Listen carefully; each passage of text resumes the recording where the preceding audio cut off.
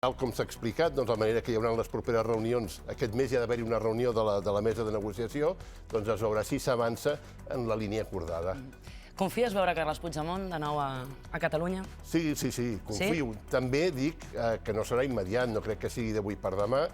Veiem tots els obstacles polítics que hi ha perquè això passi, després vindran els obstacles judicials, però jo crec que això tindrà un final feliç i un final en el que podrem tornar a veure el president Puigdemont aquí.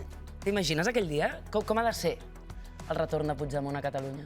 Jo vaig tenir, quan el vam anar a veure, quan vam sortir a la presó, al cap de 10 dies vam anar uns quants presos a veure a Waterloo i per mi va ser molt impactant, perquè jo, precisament des del dia que feia la roda de premsa aquí a Brussel·les, en aquesta mateixa sala que ara surten les pantalles, doncs no l'havia tornat a veure i per tant va ser molt impactant. L'he anat veient després, l'he anat veient a altres llocs, veure-la a Brussel·les, veure-la a la Catalunya Nord, no és el mateix quan el puguis veure en plena normalitat passejant per la seva ciutat, per Catalunya o per Barcelona. I per tant, ho espero i ho desitjo i espero que sigui el més aviat possible. M'acompanyes a la taula? Sí. Tenim